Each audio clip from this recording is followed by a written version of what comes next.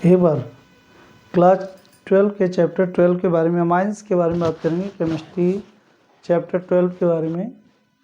तो चैप्टर 12 आपका अमाइंस है।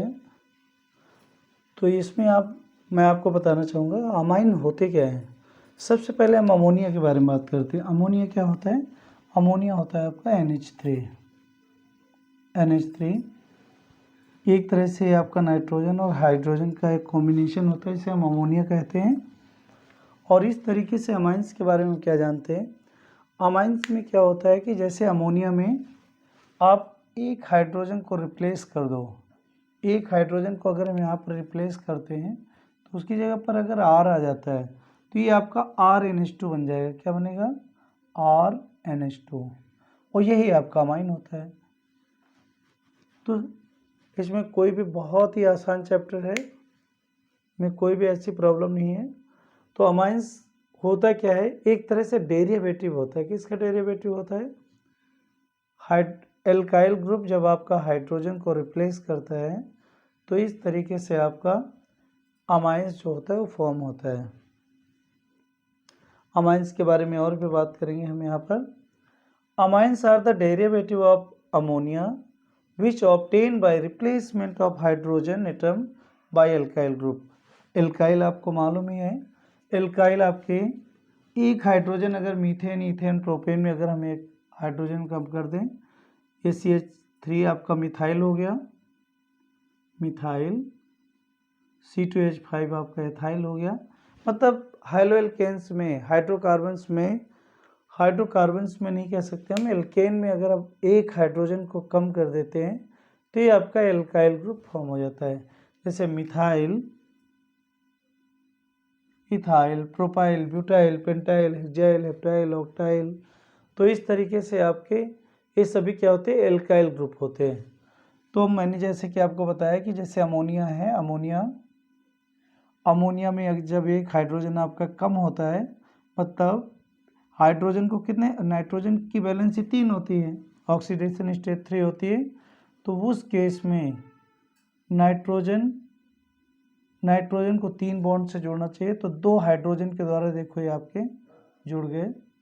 तो उस केस में क्या होता है? RNH2 आपका यहाँ पर फॉर्म होता है, RNH2। तो यहाँ पर हम ऐसा ही नहीं कह सकते कि अगर तीनों हाइड्रोजनों को R आपका रिप्लेस कर देता है तो अलग अलग आपके अमाइंस जो होते हैं वो फॉर्म होते हैं। तो यहाँ पर देखिए आप, जैसे RNH2 अगर एक एल्काइल ग्रुप जुड़ा हुआ है तो ये आपका प्राइमरी अमाइन होगा। देखो सबसे पहले तो हम करेंगे क्या? अमाइंस की डेफिनेशन याद रखेंगे। तो amines are the derivative of ammonia which obtained by replacement of hydrogen atom by alkyl group. Alkyl group के द्वारा अगर हाइड्रोजन को रिप्लेस किया जाता है अमोनिया में तो आपका क्या बनता है? आपका अमाइंस बनता है। ठीक है। अब अमाइंस में क्लासिफाइड कैसे कर सकते हैं? इसका क्लासिफिकेशन किस प्रकार से हो सकता है? इसमें क्लासिफिकेशन इस प्रकार से करते हैं, अगर एक हाइड्रोजन आपका रिप्लेस होता है एल्काइल ग्रुप के द्वारा तो उस केस में ये आपका प्राइमरी अमाइन फॉर्म होगा। अगर 2R, मतलब यहाँ पर 2 हाइड्रोजन आपके एल्काइल ग्रुप के द्वारा अगर यहाँ पर रिप्लेस किए जाते हैं तो उस केस में आपका सेकेंडरी, ये आपका सेकेंडरी होगा। और तीसरा आपका टर्सरी, जब तीनों हाइड्रोजन आपके एल्काइल ग्रुप के द्वारा रिप्लेस कर दिए जाएंगे तो उस केस में आपका टर्सरी अमाइन जो होगा वो फॉर्म होगा। तो ये क्लासिफिकेशन इस तरीके से कर सकते हैं। और प्राइमरी को आपको मालूम है 1 डिग्री के द्वारा दिखाते हैं, 2, और ये टर्सरी को आप 3 डिग्री के द्वारा। तो जैसे अमाइंस की डेफिनेशन आपसे पूछी जाती है, व्हाट इज अमाइंस?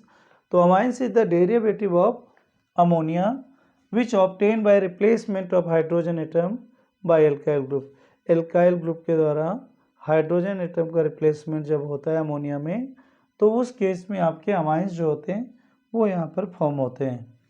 आगे हम इसमें बात करेंगे किस तरह से हम अमाइंस को फॉर्म करते हैं, किस तरह से हम अमाइन को यहाँ पर बनाएंगे। तो अमाइंस की प्रिपरेशन के बारे में बात करेंगे। बहुत ही इम्पोर्टेंट चैप्टर है। अब देखो प्रिपरेशन ऑफ अमाइंस,